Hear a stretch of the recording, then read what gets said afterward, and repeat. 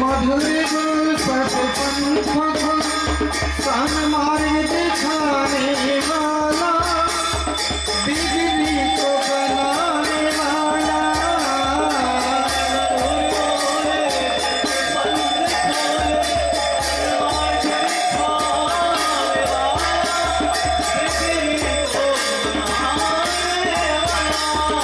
मधुर बल सतपंथ सन मार्ग दिखाने वाला बिजली को बनाने वाला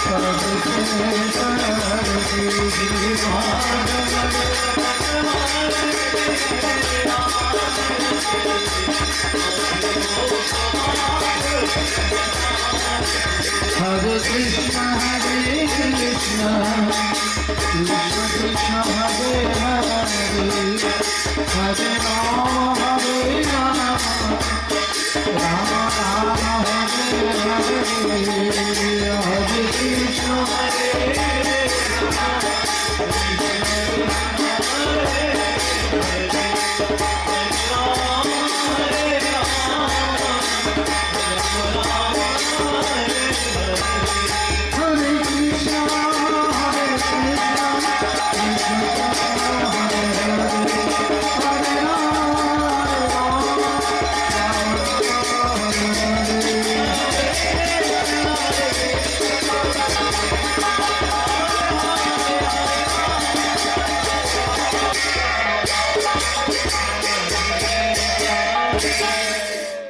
जय जय श्रीमद् भागवत महापुराण की, आनंद कंद भगवान की, कृष्ण द्वैपायन वेदव्यास की, शुकदेवी गोस्वामी पाद की, परीक्षित महाराज की, सूत गोस्वामी पाद की, वैशारण्य क्षेत्र की, शौनकादि ऋषिवृंद की, श्री श्री गौरांग महाप्रभु की, नित्यानंद प्रभु की, अद्वैत प्रभु की, श्रीवास गदाधर पंडित की, शिवधरी गंगा की, नीलाचल धाम की, नीलाचल वासी की, जगन्नाथ बलराम सुभद्रा जी की, वृंदावन धाम की, राधा श्याम कुंड की, गिरिराज महाराज की, आज के आनंद की, श्रीमद् भागवत सप्ताह ज्ञान यज्ञ की, समवेत भक्त मंडली की, सब संतान की, सब भक्तों की, आपन आपन गुरु गोविंद की जय जय श्री राधे। यस्य प्रसादात् भगवत् प्रसादात्, यस्य प्रसादान्न गति कुतोऽपि, ध्यायंस्तु वांस्तस्य यशस्त्रिसन्ध्यां, वन्दे गुरुः श्री चरणारविन्दम्, आजानुलम्बित भुजौ कनकावदातौ, संकीर्तनैकपितरौ कमलायताक्षौ, विश्वम्भरौ धर्मपाल वन्दे जगत्प्रियकर करुणावतार नमो श्रीकालसत्ताय जगन्नाथसुताय च सभृताय सपुत्राय सकलत्राय ते नमः बर्हापीरभिरमं मृगमदतिलकं कुण्डलाक्रान्तगण्डं कञ्जाक्षं कम्बुकण्ठं स्मितसुभगमुखं स्वाधरन्यस्तवेणं श्यामं शान्तं त्रिभङ्गं रविकरवसनं भूषितं वैजयन्त्या वन्दे वृन्दावनस्थं युवतिशतवृतं ब्रह्मगोपालवेषं तप्तकञ्चन गौराङ्गी राधे वृन्दावनेश्वरी वृषभानुसुते देवी प्रणमामि हरिप्रिये वाञ्छाकल्पतरुभ्यश्च कृपासिन्धुभ्य एव च पतितानां पावनेभ्यो वैष्णवेभ्यो नमो नमः नारायणं नमस्कृत्य नरं चैव नरोत्तमं देवीं सरस्वतीं व्यासं ततो जयमुदीरये नमो धर्माय महते नमो कृष्णाय वेधसे ब्राह्मणेभ्यो नमस्कृतं धर्मं सनातनं हरिभक्तिपरायणे च हरिनाम परायणः दुर्वृत्तः सुवृत्तः तेषां नित्यं नमो नमः यां प्रव्रजन्तमनुपितकृत्यं द्वैपायनविरह कातरजुहाव पुत्रीति तन्मयतया तरवोऽभिनेदुस्तं सर्वभूतहृदयं मुनिमानतोऽस्मि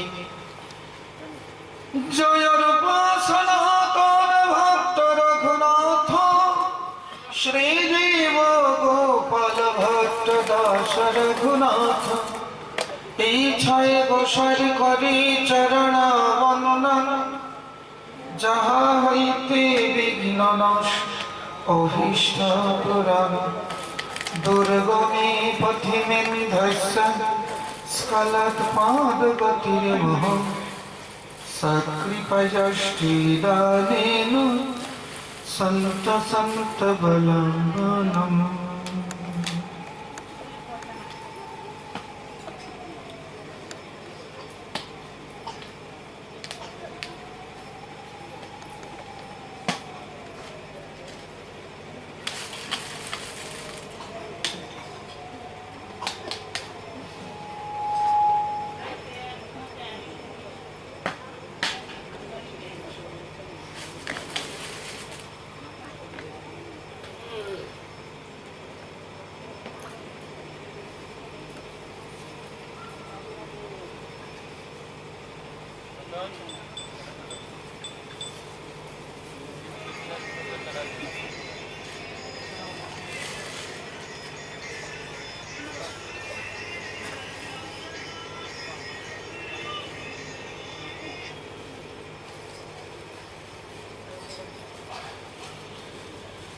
जय जय राधे जय जय श्याम जय जय श्री वृंदावन धाम जय जय राधे जय जय श्याम जय जय श्री वृंदावन धाम जय जय राधे जय जय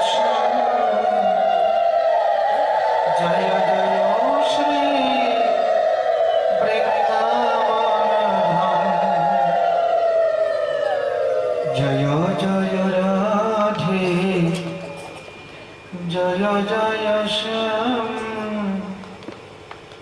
जय जय श्री वृंदावन धाम जय जय राधे जय जय श्याम जय जय श्री वृंदावन धाम जय जय राधे जय जय श्याम जय जय श्री वृंदावन धाम।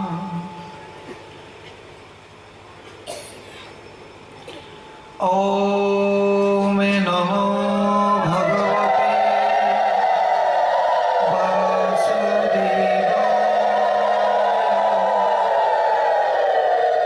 ओम नमो भगवते वासुदेवाय। ओम नमो भगवते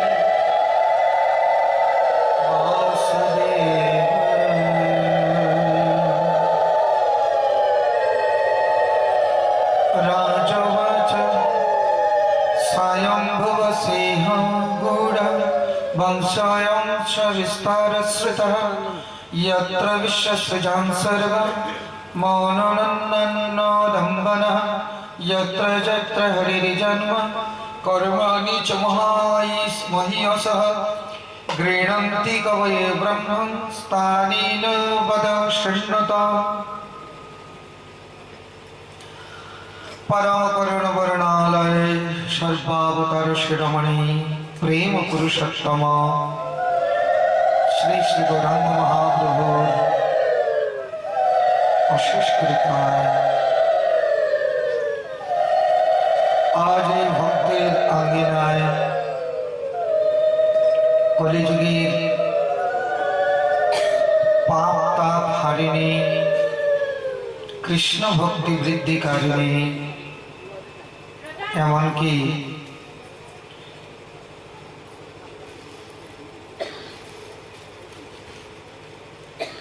আমাদের চিত্তশুদ্ধির একমাত্র শ্রেষ্ঠ উপায় এই যে শ্রীমদ্ ভাগবত। এই শ্রীমদ্ ভাগবতের ভাগবত সপ্তাহ যজ্ঞের আজ চতুর্থ দিবসে সমাগত সজ্জন সাধুজন বৈষ্ণবজন মমতাময়ী ভক্তিমতী মাতৃবৃন্দ সকলার তুলরা তুল চরণে রইল কোটি কোটি ধন্যবাদ প্রণাম। গতকাল আমরা ভক্তরাজ প্রহ্লাদের চরিত্র অমৃত আস্বাদন করে এসেছি। আজ চতুর্থ দিবসে পরীক্ষিত মহারাজ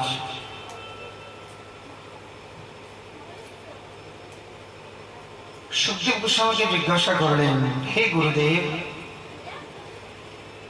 আমি স্বয়ংভব মনুর বংশের কথা বিশদভাবে শুনেছি।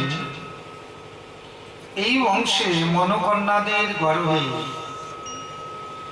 ঋষিদের ঔরসে যে বংশবৃদ্ধি হয়েছে সেটাও আপনি শোনালেন। এখন আপনি কৃপা করে অন্য মনুদের সম্বন্ধে বলেন, যে যে মন্বন্তরে যে যে মনু এবং যে যে ভগবানের অবতার, সেই সব লীলা কথা আপনি আমাকে বিস্তৃতভাবে শ্রবণ করা।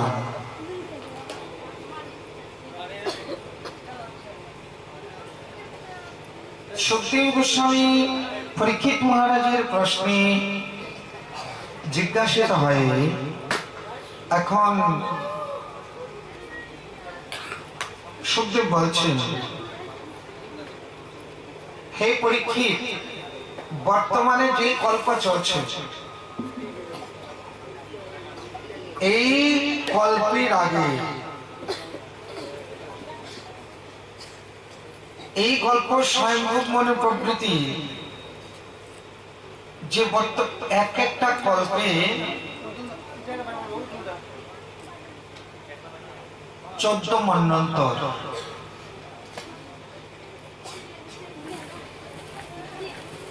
এক কল্পের মধ্যে 14টা মন্বন্তর, মানে ব্রহ্মার একদিনে 14 মন্বন্তর। এই মন্বন্তরে মানে এখন যে ব্রহ্মার যে দিনটা চলছে সেই দিনে যে 14টা মন্বন্তর, সেই মন্বন্তরের আমরা 7ম মন্বন্তরের জীব। তো এক একটা মন্বন্তরে 1000 সত্যযুগ, 1000 ত্রেতা দাপর কলি, 1000 করে যোগ যায়, 71টা যোগ যায় এক এক মন্বন্তরে। 71টা সত্যযুগ, 71টা কলিযুগ, 71টা দাপর ত্রেতা, মানে 71টা যুগ এক মন্বন্তরে যায়। এইভাবে 14টা মন্বন্তরে ব্রহ্মার একদিন বা এক কল্প বলা হয় আমাদের। তো এই এক কল্পের মধ্যে যে 14টা মন্বন্তর, এই 14টা মন্বন্তরে বর্তমানে 6টা মন্বন্তর হয়ে গেছে।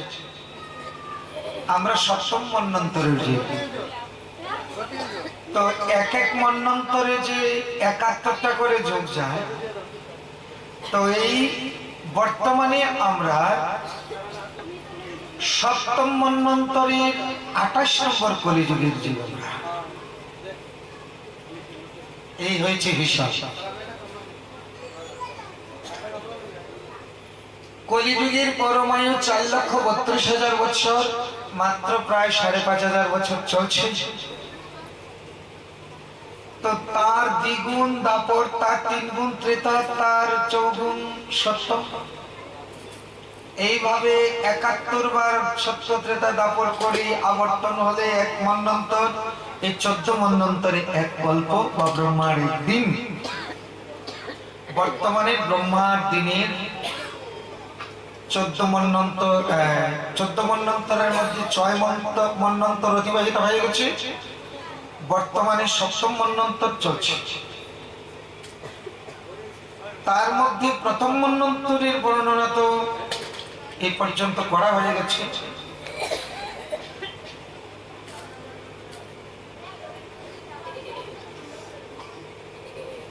তো প্রথম মন্বন্তরে স্বয়ংভূ মনুর কন্যা আকুতির গর্ভে ভগবান যজ্ঞ পুরুষ, মানে প্রত্যেক মন্বন্তরে আলাদা আলাদা ভগবানের অবতার। তো প্রথম মন্বন্তরে ভগবান ছিলেন যজ্ঞ ভগবান আকুতির গর্ভে। আকুতির গর্ভে রুচি প্রজাপতি ঔরসে যজ্ঞ আর দক্ষিণা জন্ম নিয়েছিল। আমরা সেই প্রসঙ্গে আলোচনা করে এসেছি আকুতি দেবীর বংশ বিস্তারের মধ্যে। তো দ্বিতীয়বার আমরা আবর্তন করতে চাইছি না। দ্বিতীয় মন্বন্তরের ভগবান নিজে ইন্দ্রপদে অধিষ্ঠিত হয়ে শাসন করেছিলেন। দ্বিতীয় মন্বন্তরের প্রথম মন্বন্তরে তো স্বয়ংভূ মনু ছিলেন, আর দ্বিতীয় মন্বন্তরের মনু হলেন সরচিত। আলাদা প্রত্যেক মন্বন্তরে আলাদা আলাদা মনু, হ্যাঁ, আর আলাদা আলাদা ইন্দ্র। এই 14 মন্বন্তরে 14 জন ইন্দ্র, মানে ব্রহ্মার একদিনের মধ্যে 14 জন ইন্দ্র পরিবর্তন হয়। কি হিসাব! ব্রহ্মার একদিনের মধ্যে 14 জন ইন্দ্র পদত্যাগ করে, মানে প্রাপ্তি হয়ে যায়। এক ইন্দ্রের রাজত্বকাল 1 মন্বন্তর পর্যন্ত। তাহলে ভগবানের কালের যে চক্র, আমরা তো তার মধ্যে এক নিমিষ, আমাদের জীবনটা এক নিমিষ। তো হিসাবটা কেমন? আমাদের যেমন 24 ঘন্টায় দিন রাত, 30 দিনে 1 মাস, 365 দিনে 1 বছর, এইভাবে কেউ 50, কেউ 60, কোন ভাগ্যবান 100 বছর আয়ু। তো এইভাবে 4,32,000 বছর কলিযুগের পরমায়ু, এইভাবে দ্বিগুণ 4,32,000 দ্বিগুণ, তারপর 3 গুণ ত্রেতা, 4 গুণ সত্য, এইভাবে সত্য ত্রেতা তারপর কলি 71 বার ঘুরলে 1 মন্বন্তর, 14 মন্বন্তরে ব্রহ্মার একদিন। তাহলে হিসাবটা একবার কিরকম? এইরকম ব্রহ্মার 365 দিনে 1 বছর, 100 বছর ব্রহ্মার পরমায়ু। ব্রহ্মার যখন 100 বছর পরমায়ু শেষ হয় তখন ব্রহ্মাও প্রাপ্তি হয়ে যায়। আমাদের যে সৃষ্টিকর্তা সেও প্রাপ্তি হয়ে যায়। এই হয়েছে আমাদের হিসাব।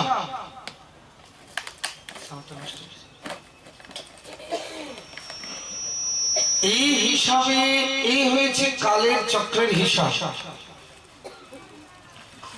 তো এইরকম যে হিসাব, তাহলে ব্রহ্মার পরমায়ু যে কত কোটি বৎসর কে হিসাব করবে?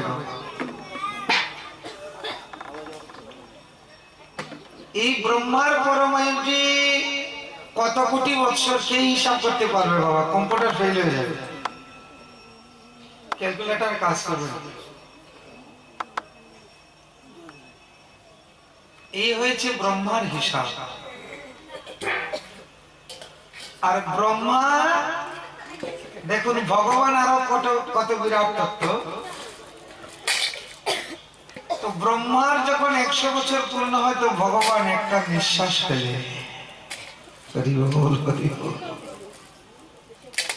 কি হিসাব! তাহলে ভগবানের একটা নিঃশ্বাসের মধ্যে যে আমরা কত লক্ষ কোটি বার জন্ম নেব আর মরব তার কোন ইয়ত্তা নেই। আচ্ছা, ভগবানের হিসাব বাদ দিলাম, এমন একজন ঋষি, তার নাম হয়েছে লোমেশ মুনি।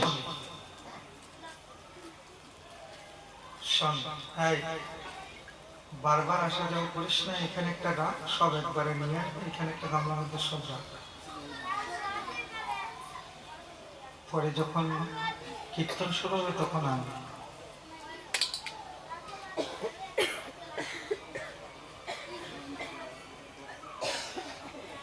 আমাদের তো ধরতে গেলে 2-3 মিনিটের জীবন, কি বাবা, সেই হিসাবে 1 নিমিষের জীবন। কিন্তু এই জীবনেই আমরা কত কিছু করতে চাই। এই জীবনে আমরা কত কিছু করতে চাই, কত বাড়ি গাড়ি নারী, কত ছল ছাতুরি, কাকে ঠকিয়ে কে বড় হব, কে ধন উপার্জন করব, কাকে ঠকিয়ে, শুধু এই দিন রাত চেষ্টা করি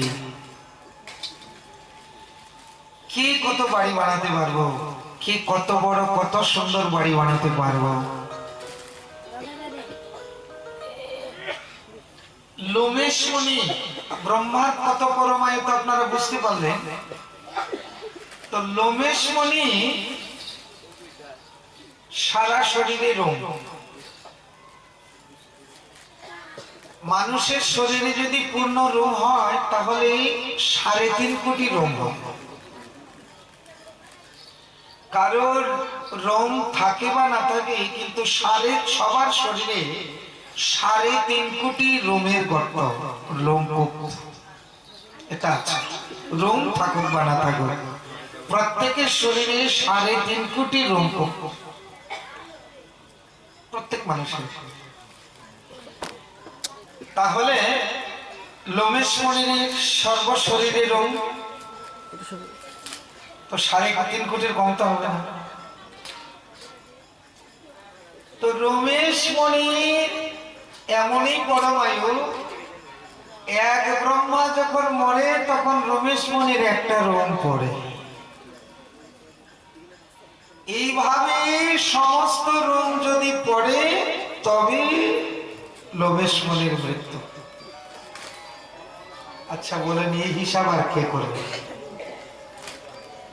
আর সামনে সমস্যা সামনে সামনে আসুন আপনারা। তো রমেশ মুনির যে হিসাব, এই হিসাব কে করবে? আমরা সাধারণ জীবনে যেভাবে ঘর বাড়ি বানাতে শুরু করি, আশা শেষ হয় না। দেবরাজ ইন্দ্র একদিন বিশ্বকর্মাকে আদেশ দিয়েছে বড় অট্টালিকা বানাবে। এখন বিশ্বকর্মা 100 বছর ধরে, বিশ্বকর্মা যেমন তেমন কারিগর নয়, দেবশিল্পী বিশ্বকর্মা 100 বছর ধরে প্রাসাদ বানাচ্ছে, তবু আর শেষ হয় না। বিশ্বকর্মা বলছে আমি হেরান হয়ে গেছি। যেটা এমন ভাবে বানাতে শুরু করছে দেবরাজ ইন্দ্র, ভোগ বিলাসী তো, ভোগ বিলাসী। তো 100 বছর ধরে বিশ্বকর্মা প্রাসাদ বানাচ্ছে, কিন্তু শেষ হচ্ছে না। বিশ্বকর্মা বলছে আমি হয়রান হয়ে গেছি, এই আবার কি জাত প্রসাদ রে বাবা। উনি করলেন কি, ভগবানের চরণে শরণ নিলেন, প্রভু আমি একেবারে হয়রান হয়ে গেছি। এই যে দেবরাজ ইন্দ্র যা আরম্ভ করেছে 100 বছর ধরে নির্মাণ করছি, তবু নির্মাণ কাজ শেষ হয় না। প্রভু আমাকে একটা উপায় দেন। এখন ভগবানের কাছে শরণাপন্ন হলে ভগবান কোনো না কোনো উপায় দেন। শরণাগতকে কোনো সময় উনি ঠেলে ফেলে না। তাই ভগবান বলছে যাও তুমি চিন্তা করো না, আমি আসছি।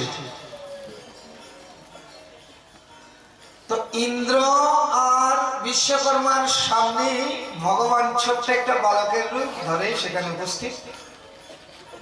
আর ভগবান ওই রমেশ মুনিকে স্মরণ করেছে। শুধু ভক্ত ভগবানকে স্মরণ করে না, ভগবানও ভক্তকে স্মরণ করে। রমেশ মুনিকে যখন স্মরণ করেছে, তখন ভগবান যদি ভক্তকে ডাকে তো ভগবান ভক্ত না এসে পারে? তো এবার রমেশ মুনি এসে উপস্থিত। রমেশ মুনি এসে উপস্থিত, প্রভু আমাকে আদেশ করেছে ইন্দ্রের সামনে। রমেশ মুনি আর ভগবান যে ছোট বালক রূপ ধরে এসেছে, ওনারা টের পান না।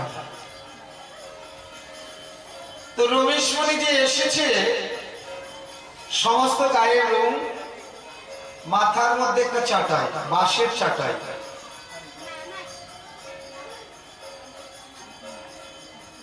তো যার সারা গায়ে রং,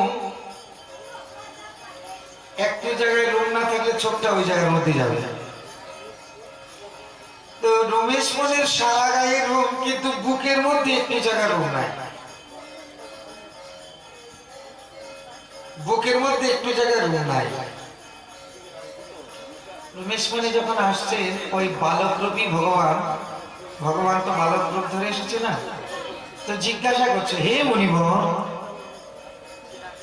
আপনার সারা শরীরে রং, কিন্তু একটু জায়গায় রং নাই যে? মানে উদ্দেশ্য হয়েছে দেবরাজ ইন্দ্রকে শোনানো। তো ইন্দ্রের সামনে বলছে আপনার এই একটু জায়গায় বুকের মধ্যে রং নাই কেন? বলে কি আর করব, ওই এখানে যতটা রং ছিল, যতটা রং পড়েছে, আমার জীবনে এতজন ব্রহ্মা প্রাপ্তি হয়েছে।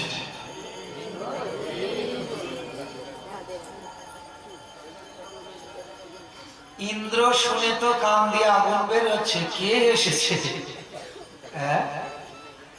ব্রহ্মার একদিনে আমার মতো 14 ইন্দ্র প্রাপ্তি হয়, সেই রকম 100 বছর ব্রহ্মার পরমায়ু। আর উনি বলছে ওনার গায়ের এই যতটুকু জায়গা খালি, যতটা রং ছিল, এতজন ব্রহ্মা প্রাপ্তি হয়েছে। উনি আবার কে? রমেশ মণি বলছে এত লম্বা আয়ু ভালো লাগছে না, আমি দেখছি যেমন রোজই একজন ব্রহ্মা প্রাপ্তি হচ্ছে।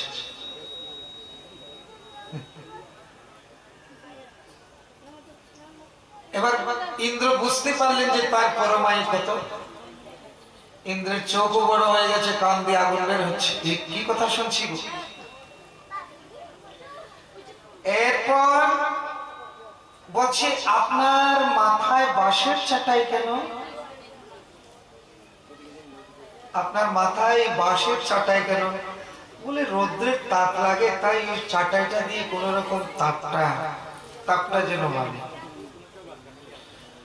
বলে কেন আপনার কোনো কুটির, ভজন কুটির বা কোনো ঘর নাই? উনি বলে আর কয়দিন বাঁচবো, তাই কিছু বানালাম না।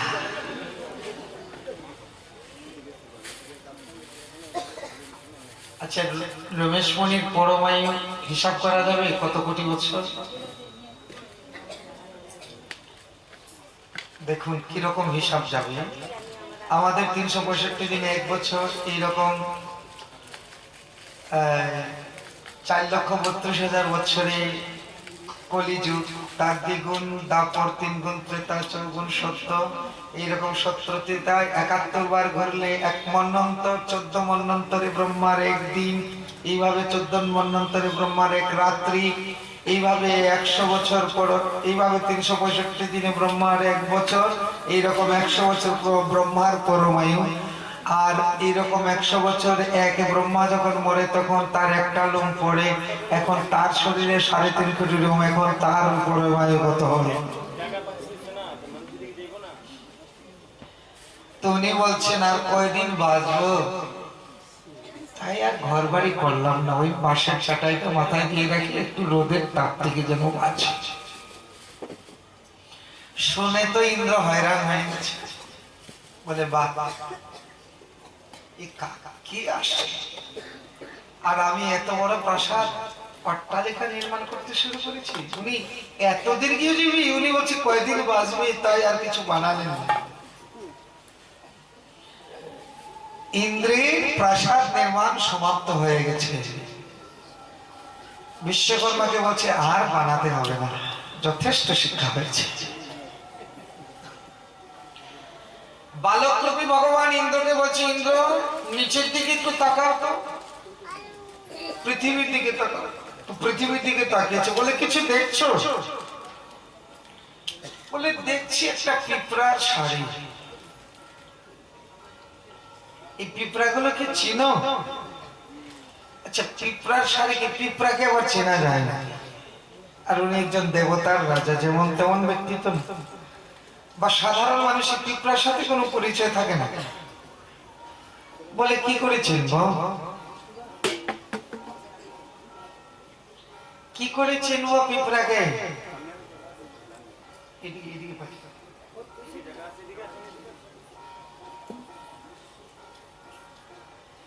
তো এমন যে ইন্দ্রকে বলছে পিঁপড়াগুলোকে চিনো, ইন্দ্র বলছি না, কি করে চিনবো? বলে ওরা তোমার আগে সবাই ইন্দ্র ছিল, এখন ইন্দ্রপদ প্রাপ্তি হয়ে তারপর আবার ওই পিঁপড়া হয়ে জন্ম নিতে হয়েছে। ওরা সবাই তোমার আগে ইন্দ্র ছিল, তাই এখন এই পিঁপড়া হয়ে জন্ম নিয়েছে। বুঝাতে চাইলেন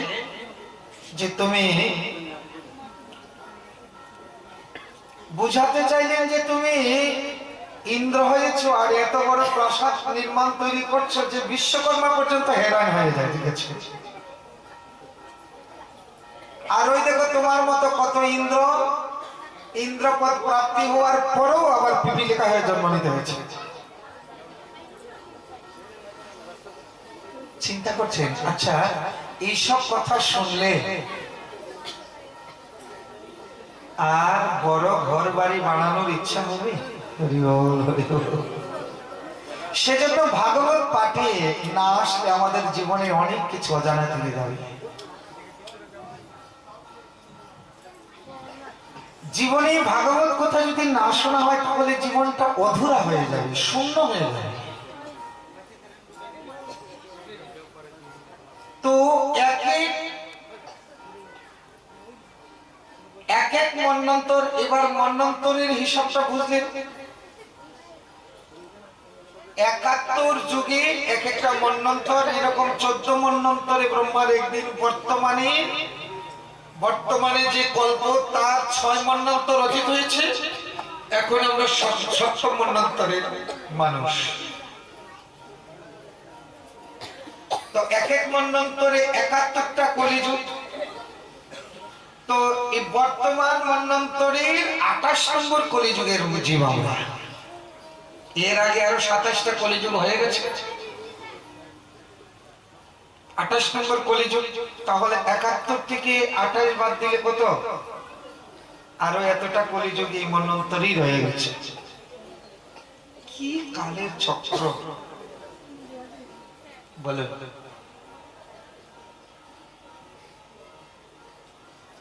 আমরা ৩ দিনের জীবন নিয়ে কত অহংকার আর কত কিছু করি।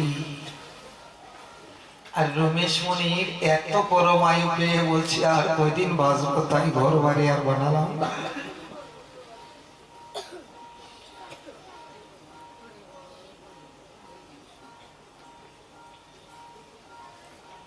তো এই দ্বিতীয় মন্বন্তরের মনু হলেন সরচিত অবতার বিভু। ভগবান বিভু নামে অবতীর্ণ হয়েছিলেন। তৃতীয় মন্বন্তরের মনু ছিলেন উত্তম। আর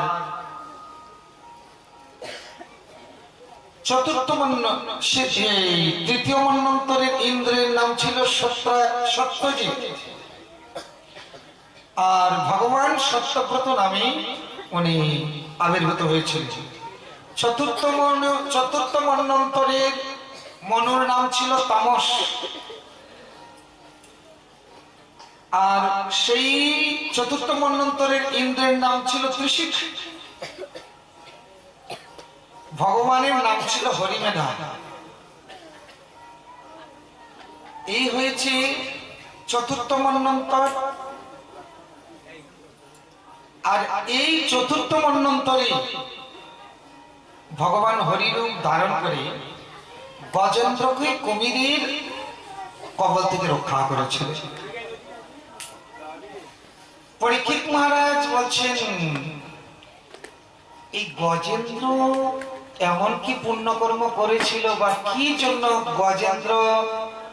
গজেন্দ্রকে কুমির কবলে করে নিয়েছিল, আর ভগবান সেই গজেন্দ্রকে কিভাবে উদ্ধার করলেন, আমি সেই কথা একটু শুনতে চাই। বলছে দেখো, ত্রিকুট নামে এক পর্বত, এক প্রসিদ্ধ স্থান, ক্ষীর সাগরে পরিবেষ্টিত।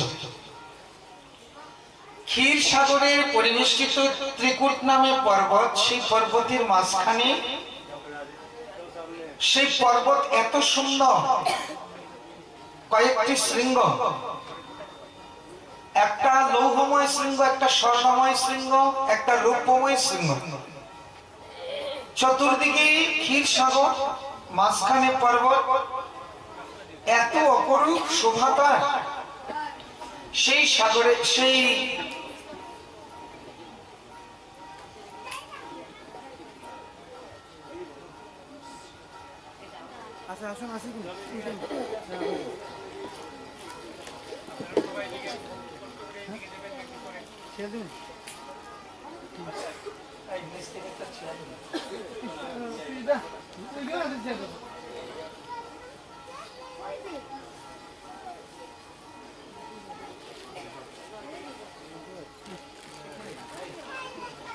হবে না না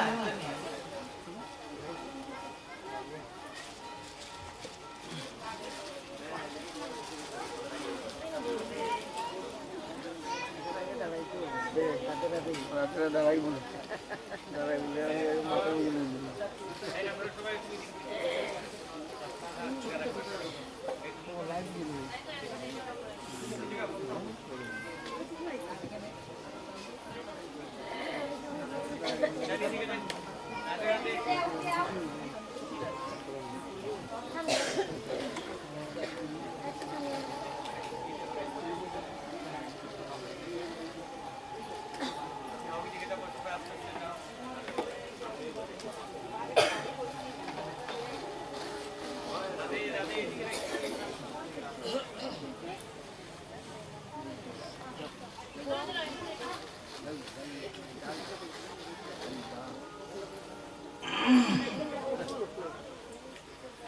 সেই ত্রিকুট পর্বতের যে শোভা বর্ণনা করেছেন সুখদেব গোস্বামী, তার আশেপাশে অনেক সরোবর, অনেক পুষ্পোদ্যান, সেখানে অপ্সরাগণ গিয়ে সেখানে বিচরণ করে, গন্ধর্বগণ এসে নৃত্য গীত করে, এমন সুন্দর।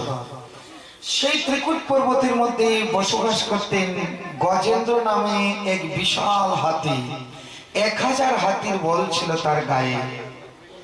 এই ত্রিকুট পর্বতে যত হাতি ছিল তাদের মধ্যে রাজা ছিলেন এই গজেন্দ্র। গজযুক্ত ইন্দ্র, তার নাম গজেন্দ্র, মানে হাতিদের মধ্যে শ্রেষ্ঠ। তো ওনার এই গজেন্দ্রের সাথে অনেক হস্তিনী চলতো, অনেক হস্তিনী থাকতো। একদিন গজেন্দ্র কি করেছে, হস্তিনীদের পরশে উনি উন্মত্ত হয়ে গেছে। আর সেই উন্মত্ত হয়ে বন থেকে বনান্তরে বিচরণ করতে করতে হস্তিনীদের সঙ্গে পুরুষ হাতি সেই মহিলা হাতির পরশ পেলে তারা কামোন্মত্ত হয়ে যায়। তো সেইভাবে উন্মত্ত হয়ে সমস্ত বনকে তছনছ করে দিচ্ছে। হস্তিনীগণ সঙ্গে নিয়ে সেই ত্রিকুট পর্বতের পাশে ছিলেন একটি সুন্দর সরোবর। সেই সরোবরের মধ্যে ছিলেন এক গ্রাহ, মানে কুমির।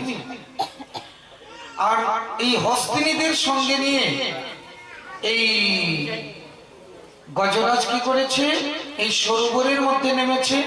আর সরোবরের মধ্যে যখন নেমেছে, সরোবরের জল একেবারে কর্দমযুক্ত করে দিয়েছে। সরোবরের জল নোংরা করে দিচ্ছে। সরোবরের যে পদ্ম ফুলগুলো ছিল সেগুলো একেবারে ছিন্ন বিচ্ছিন্ন করে দিচ্ছে।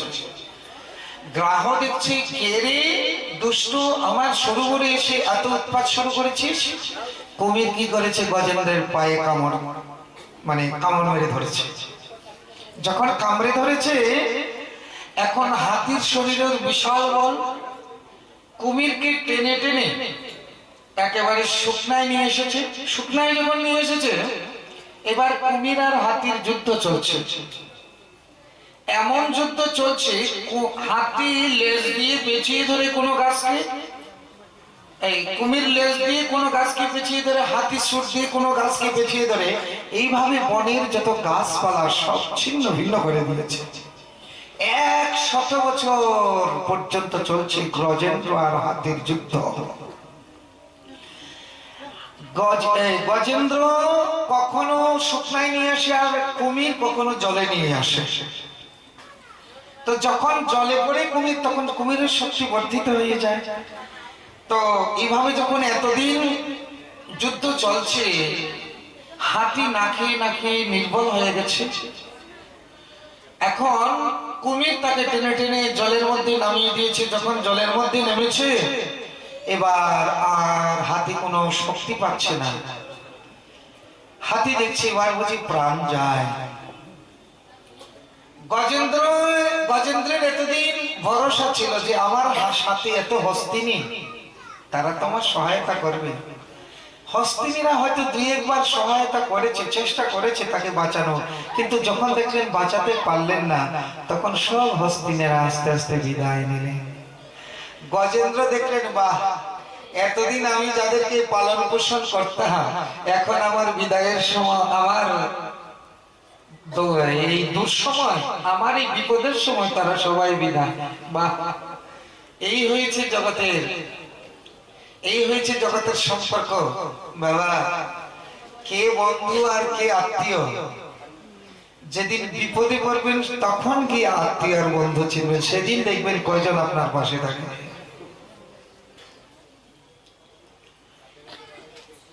গজেন্দ্র এখন মনে মনে ভাবছে, বাহ, এই সংসারের নিয়ম, এতদিন যাদেরকে লালিত পালিত করলাম, যারা আমার অধীনে ছিল, আজ তারা আমাকে মরণের মুখে ঠেলে দিয়ে, তাও যেমন তেমন সময় নেই, একেবারে মৃত্যু মুখে ঠেলে দিয়ে তারা আমাকে ফেলে চলে গেল।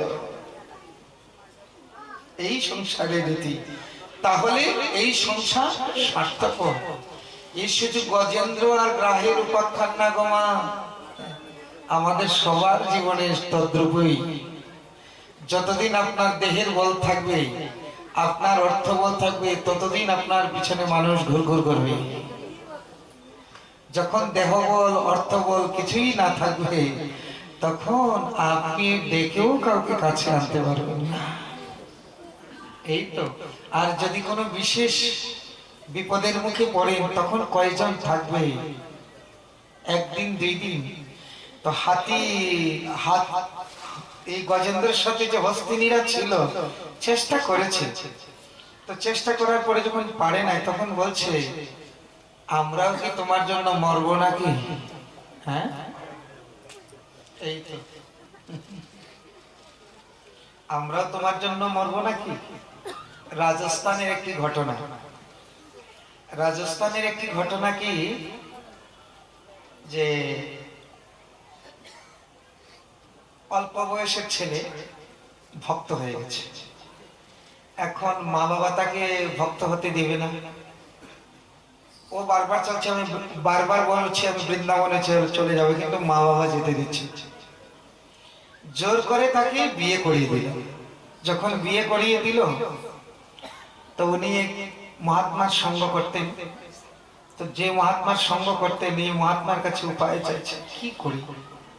বিয়েতে করিয়ে দিল, সন্তানও হয়ে গেছে, এখন কি করা যায়? ভজনের কি রাস্তা? বলে, ভজনের রাস্তা মানে বিয়ে করেছো ঠিক আছে, সন্তান হয়েছে, এখন গৃহ ত্যাগ করো। বলে, এতদিন তো বিয়ে না করে ভালো ছিলাম, কিন্তু বিয়ে করে তো এখন মায়ায় পড়ে গেছি। এই আমার উপর ভরসা, তারা আমার উপর ভরসা করে আছে, কি করে ছাড়বো? বলে, তোমার উপর কতটুকু ভরসা? ঠিক আছে, আমি দেখাচ্ছি। তো যে মহাত্মার সঙ্গ করতেন, উনি খুব যোগী পুরুষ ছিলেন, মানে প্রাণায়াম এমন ভাবে করতেন, খুব সিদ্ধ মহাত্মা, সামর্থ্যবান। উনি কিছু নিয়ম শিখিয়ে দিলে, বলে এইভাবে এইভাবে করবে, শ্বাস অবরুদ্ধ করে শুয়ে থাকবে, মানে তুমি মরে গেছো, আর এই মুহূর্তে আমি গিয়ে পৌঁছাবো, দেখবে তোমার চোখের সামনে কে কতটুকু ভালোবাসে। এখন মহাত্মা যেভাবে যেভাবে বলে দিয়েছে, সেইভাবে কি করেছে, ওই বেচারি শ্বাস অবরুদ্ধ করে শুয়ে পড়েছে। এখন সবাই দেখছে মারা গেছে। এখন যেই মারা গেছে না, মারা গেলে তো ঘরের বাহির করে দিতে হবে, ঘরের বাইরে চলে নিয়ে আসছে। এখন সবাই কান্নাকাটি শুরু করছে, মা বাবা স্ত্রী সবাই কান্নাকাটি করছে। এই মুহূর্তে মহাত্মা গিয়ে উপস্থিত। আগেরই সব যুক্তি করা, মহাত্মা গিয়ে উপস্থিত। মহাত্মা গিয়ে বলছে, হায় হায় ওরে মন, এই অসময়ে মারা গেল। তো পিতামাতা বলছে, আপনার কাছে তো যেতেন, আপনি কোনো উপায় করতে পারেন নাকি দেখি দেখেন। তো মহাত্মা বলছে, তবে দেখি ওকে কোনো উপায় করতে পারে কিনা। তো একটু ধ্যানে বসে বলছে, একটা উপায় হয়ে যায়। কি উপায়? বলে, এই আমি মন্ত্রস্রোত জল, আমার কমণ্ডলের মধ্যে মন্ত্রস্রোত জল, উপায় একটা হয়ে যাবে। এই জল যদি অন্য কেউ খায়, তাকে যদি বাঁচাতে হয়, তো এই জল অন্য কেউ যদি খায়, তাহলে সে মরে যাবে আর সে বেঁচে যাবে। এখন কে আছেন তাকে বাঁচানোর?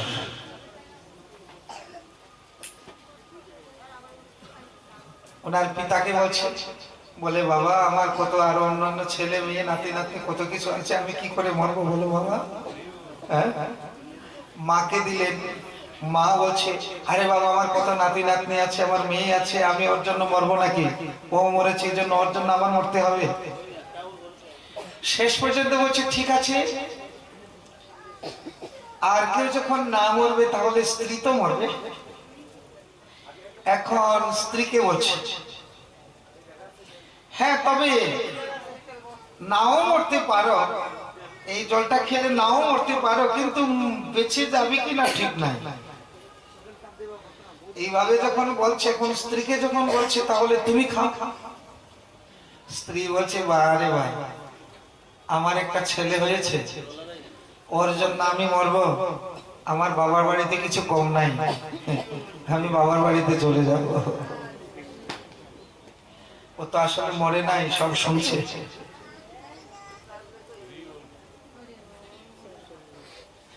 এখন মহাত্মা বলছে, তাহলে কেউ খাবে না? বলে না। তাহলে এক কাজ করি, তাহলে এই জল আমি খাই। মহাত্মা বলছে, তাহলে আমি খাই। বলে এই যদি করেন, আরে সাধুদের জীবনটাই তো পরের জন্য। সাধু বাবা এই উপকার যদি করেন তাহলে তো হে সাধু বাবা, আপনি যদি এই উপকার করেন তাহলে তো আর আমাদের ভাগ্যের সীমা নাই। আর আপনাদের জীবনটাই তো পরের উপকারের জন্য। বলছে ঠিক আছে, দেখো আমি খেলে কিন্তু আমি মরবো না, কেননা আমার তো ভজনের বল আছে, তোমাদের সেই বল নাই। কিন্তু আমি খেলে যখন ও বাঁচবে তখন কিন্তু আর তাকে রাখতে পারবে না ঘরে। তখন মা বাবা বললো, ঠিক আছে, মরেই তো গেছে, আচ্ছা সাধুর সাথে গেলেও যদি জীবিত থাকে তবু তো ভালো। এবার সাধু খেলেন জল, একটু একটু হিলাডুলা করেছে, তারপরে বলে সুস্থ হয়ে গেছি, এখন যে মরেছিল জীবিত হয়ে গেছে। তারপরে বললো, তাহলে আর তো তোমরা রাখতে পারবে না, এখন আমি ওকে নিয়ে যাব। সাথে সাথে চললো। ও দেখলো যে পৃথিবীতে কে কতটুকু ভালোবাসলো, প্রত্যক্ষ দর্শন করালো যে দেখো কে কতটুকু ভালোবাসে। গজেন্দ্র রাজ তাই দশা, এত হস্তিনী থাকাতেও কেউ তাকে রক্ষা করতে থাকলেন না, সবাই চলে গেলেন। এখন গজেন্দ্র ভাবছে, কেউ যখন এই জগতে যার কেউ নাই, তার তো একজন আছে। আমরা তখনই ভগবানের স্মরণ নেই যখন এই জড়জগতে আর কেউ আমাদের সঙ্গে থাকে না। যতদিন দেহে শক্তি থাকে ততদিন আর ভগবানের চরণে স্মরণ নেই না। আর যখন শরীরে আর শক্তি থাকে না, কেউ আর ভালোবাসে না, তখন বলি হে ভগবান আমাকে নিয়ে যাও, হে ভগবান আমাকে বাঁচাও। ভগবান তখন বলে, যতদিন শক্তি ছিল ততদিন তো আর আমার চরণে স্মরণ নিলি না, এখন আর তোমাকে কেউ ভালোবাসে না, তাই আমার কাছে এসেছে, তাই তো? যতদিন জগতের সবাই ভালোবাসে ততদিন আমরা গোবিন্দের চরণে স্মরণ নিতে চাই না। গজেন্দ্র এখন ঠিক পেয়েছে যে এই জগতের ভালোবাসা কেমন, সব স্বার্থপরতা, কিছু না কিছু স্বার্থ নিহিত আছে, একেবারে নিঃস্বার্থ ভালোবাসা জগতে নাই, কিছু না কিছু স্বার্থ জড়িয়ে আছে। গজেন্দ্র দেখছি এখন আমি নিরুপায়, আমার সাথে আর কেউ নাই। হে প্রভু, যার সাথে জগতের কেউ নাই তার সাথে তো তুমি আছো। তাই গজেন্দ্র এবার ভগবানকে স্মরণ করতে লাগলেন। অপূর্ব স্তুতি, গজেন্দ্র স্তুতি। গজেন্দ্র বাচ, ওম নমো ভগবতে তস্मै যত এতচ্চিদাত্মকং পুরুষায় দ্বিজায় পরেশায় বিধিমহি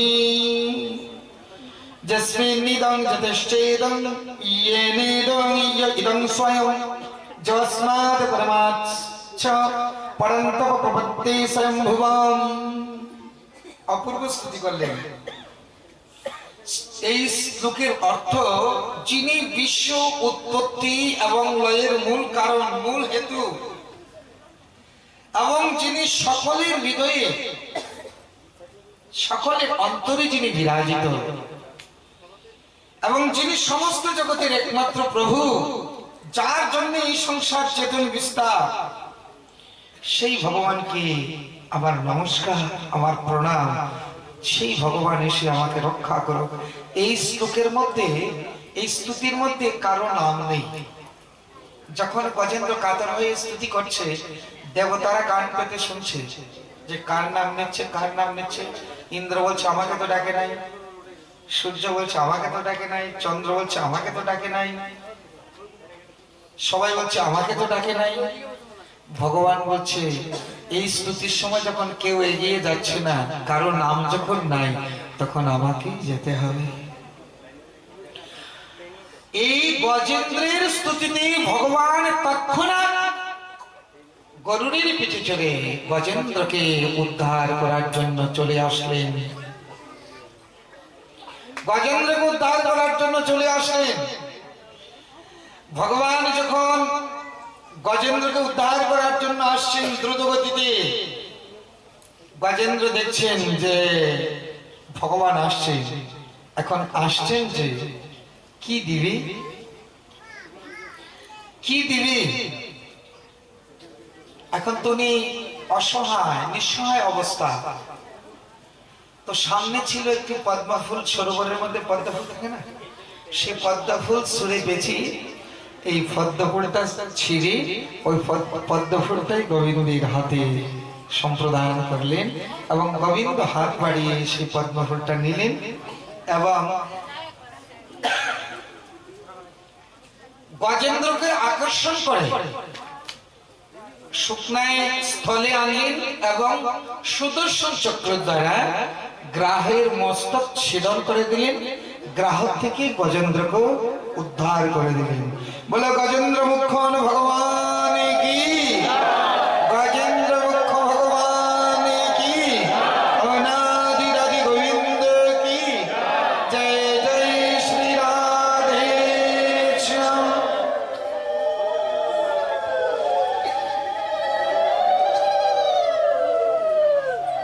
গজেন্দ্রকে বাঁচালেন।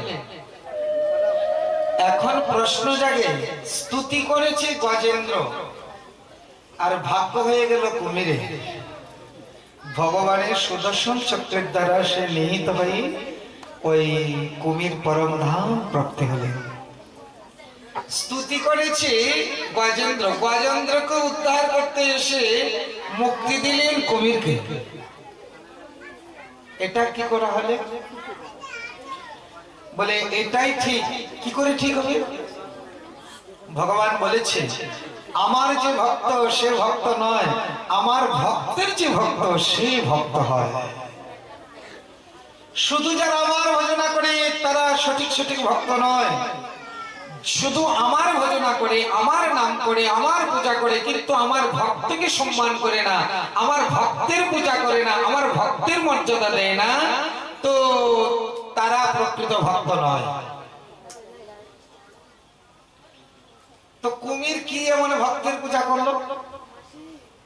বলে দেখুন, গজেন্দ্র তো ভক্ত, না হলে স্তুতি করত। তো ভক্তের চরণে যে 100 বৎসর পর্যন্ত কামড়ে ধরেছে, তো সে কি কম ভক্ত? হ্যাঁ, যে ভক্তের চরণে 100 বছর ধরে কামড়ে ধরে রেখেছে, ভক্তের চরণে অমৃত পান করছে, তো তাকে আগে উদ্ধার করবে নাকি আগে গজেন্দ্রকে উদ্ধার করবে? অর্থাৎ আমাদেরকে বুঝালেন, আমরা যদি ভগবানকে নাও ডাকতে পারি, ভগবানকে স্মরণ নাও করতে পারি, ভগবানকে যারা স্মরণ করে, ভগবানের নামে যারা ভেসেছে, আমরা যদি তাদের চরণে এইভাবে আঁকড়ে ধরে রাখতে পারি, তাদের চরণে যদি আমাদের মনটা লাগিয়ে রাখতে পারি, তাহলে ভগবান আমাদেরকে আগে তার কাছে তার কোলে নেবে। তাই তো এখন পরীক্ষিত মহারাজ বলছে এই গজেন্দ্র এমন কি পুণ্যকর্ম করেছিল যে হাতি কুলে জন্ম নিয়েও সে এমন অপূর্ব স্তুতি করলেন? সুখদেব ভগবান বলছেন, আর এই গ্রাহ মানে কুমির এমন কি পুণ্যকর্ম করেছিল যে ভগবানের হাতে তার নিধন হয়েছে। আরে ভগবানের নাম নিতে নিতে যেতে পারলেই তার সদ্গতি। আর যে ভগবানের হাতে নিধন হয় তার কি কোনোদিন অগতি হবে, অসদ্গতি হবে? আহা।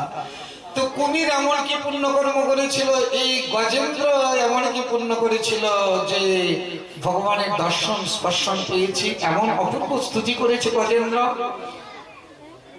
সুখদেব গোস্বামী বলছে, দেখো পরীক্ষিত, এই গজেন্দ্র এবং কুমির দুইজনেই পূর্বজন্মে অভিশপ্ত। খুব খেয়াল করে শুনবেন,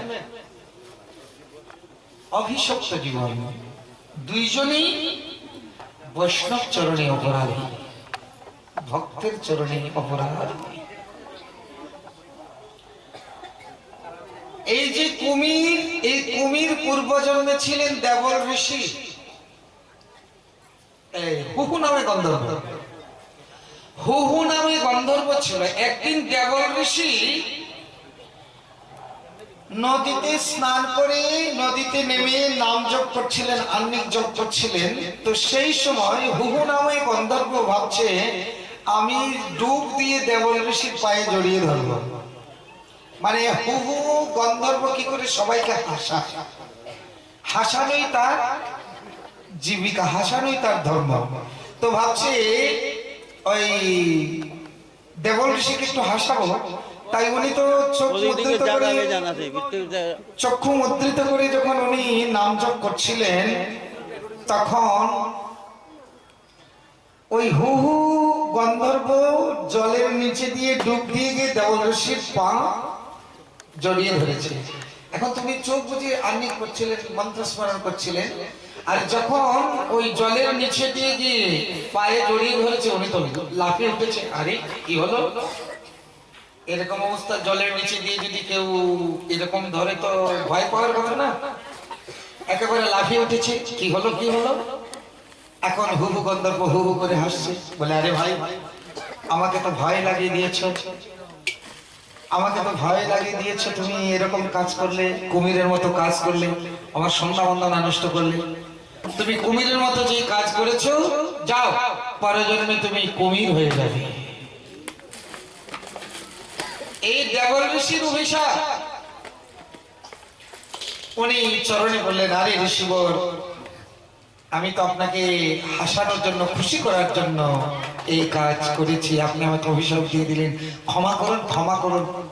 বলছে, যা অভিশাপ যা দিয়ে দিয়েছি তো দিয়ে দিয়েছি, তবে আবার বড় দিলাম, ভগবান নিজে এসে তোমাকে উদ্ধার করবে, এই বর দিয়ে দিলাম।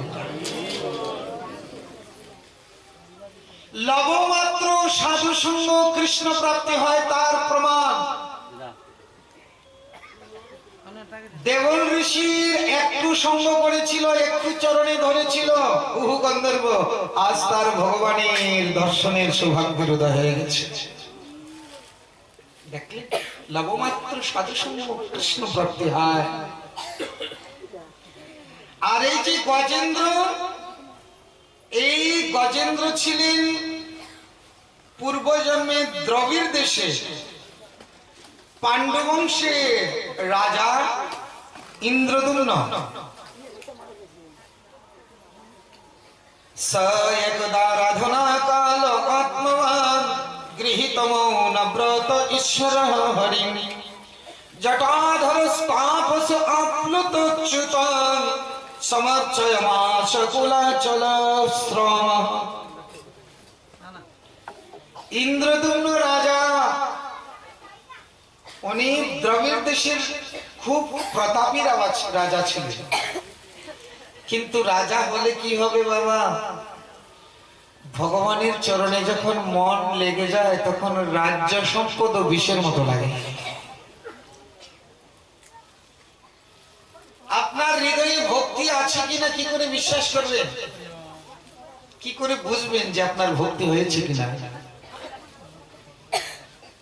যদি আপনার হৃদয়ে ভক্তি হয় গুরু বৈষ্ণবের কৃপা বলে, তাহলে এই সংসারটা আপনার ভালো লাগবে না, ঘরটা মনে হবে কারাগার, স্ত্রী পুত্র মনে হবে বিষের মতো। মনে করবেন যে ভক্তির আগুন ভিতরে লেগে গেছে। সংসারটা যখন ভালো লাগবে না মনে করবেন যে ভক্তির আগুন লেগে গেছে ভিতরে, তাই সংসার ভালো লাগছে না।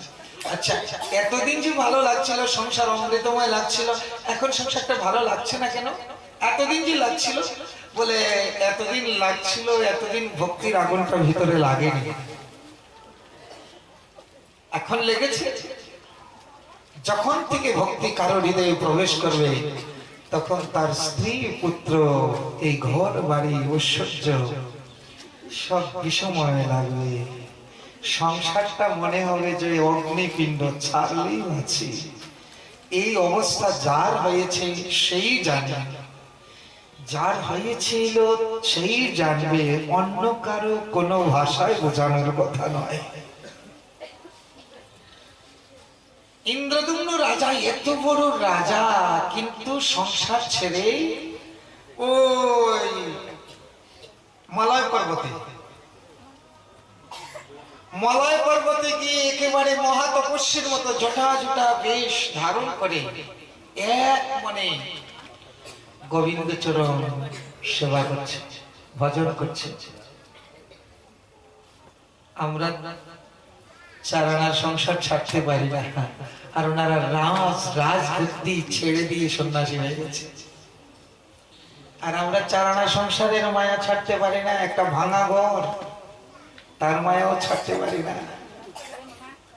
হরি বল, হরি বল। একটা ভাঙা কুটির, তার মায়া ছাড়তে পারি না। আর ওনারা রাজ্য সম্পদ পরিত্যাগ করেছে। রঘুনাথ দাস গোস্বামী, ইন্দ্র সম ঐশ্বর্য যার, স্ত্রী অপ্সরা সম, এসো বান্ধিয়া রাখিতে পারিল না যার, মন চলে গেছে। ভক্তির ডুরি যার হৃদয়ে লেগে গেছে, সে আর ঘরে থাকতে পারবে না, সংসারে আর থাকতে পারবে না। সে একদিন না একদিন বেরিয়ে যাবে, কেউ তাকে আটকে থাকতে পারবে না। কত কত প্রসঙ্গ। ইন্দ্রদুম্ন রাজা ওই মলয় পর্বতে গিয়ে তপস্বীদের মতো মৌনব্রত হয়ে ভজন করছে।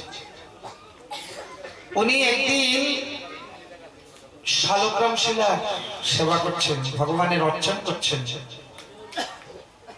অর্চন করলে মৌনব্রত হয়েই অর্চন করতে হয়। প্রতিদিন ঠাকুর সেবার নিয়ম, যারা ঘরে ঠাকুর সেবা দিচ্ছেন প্রতিদিন ফুল তুলসী, যতক্ষণ পর্যন্ত পূজা শেষ না হয় ততক্ষণ পর্যন্ত কথা বলার কোনো বিধান নেই। প্রত্যেকদিন মৌনব্রত হয়েই সেবা পূজা। এদিকে সেবা পূজা দিলাম, কাউকে ডাকলাম, অন্যদিকে মন থাকলো, কাউকে গালি দিলাম, কাউকে প্রশংসা করলাম, এগুলো সবই পূজার বাধক, অর্চনের বাধক। তাই যতক্ষণ পর্যন্ত ভগবানের অর্চন হয় ততক্ষণ পর্যন্ত মৌনব্রত থাকতে হয়। ইন্দ্রদুম্ন রাজা মৌনব্রত অবলম্বন পূর্বক উনি অর্চন করছেন, একাগ্র চিত্তে ভগবানের পূজা করছিলেন। কিন্তু সেই সময় মহাযশস্বী অগস্ত্য মুনি অনেক শিষ্যদের সাথে নিয়ে সেই মলয় পর্বতে উপস্থিত।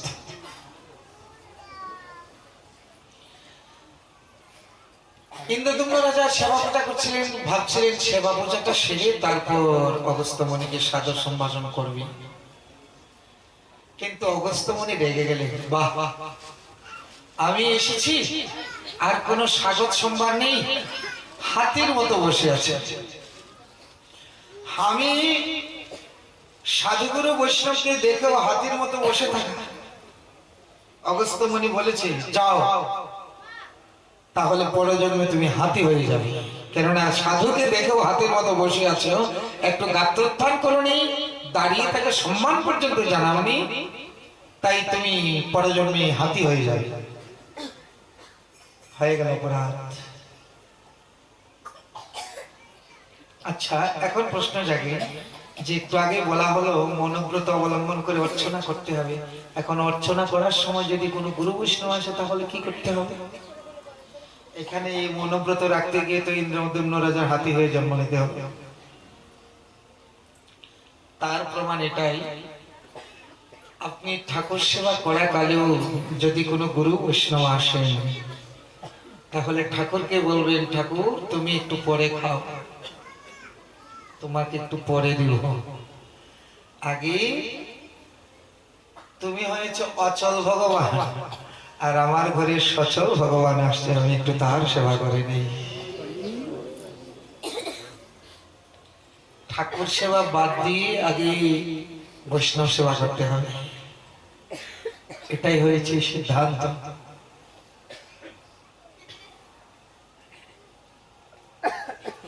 আমাদের ভারতবর্ষের একজন প্রসিদ্ধ সন্ত শ্রদ্ধেয় পণ্ডিত রাজেন্দ্র দাস শাস্ত্রী মহারাজ, উনি গিয়েছিলেন পুরীতে, বৃন্দাবন থেকে পুরীতে গিয়েছিলেন। যখন পুরীতে গিয়েছে তখন লোকনাথ মহাদেবকে দর্শন করতে যাবে, তো রাস্তা চিনছে না। পাশে একটা আশ্রম, সেটা গৌড়ীয় বৈষ্ণব ছিল, তো পাশে আশ্রমে আওয়াজ লাগিয়েছে, রাধে রাধে, আমরা লোকনাথ মহাদেবের এখানে যাব, রাস্তাটা কোনটা? তো রাধে রাধে যখন আওয়াজ লাগিয়েছে, ওই বৈষ্ণব বাবাজি ছিল একজন বাঙালি। তো বাবাজি কি করেছে, ঠাকুরকে স্নান করাবেন, শ্রীবিগ্রহ স্নান করাবেন, একেবারে স্নানের বস্ত্র পরিয়ে ঠাকুরকে স্নানের পাত্রে বসিয়েছে।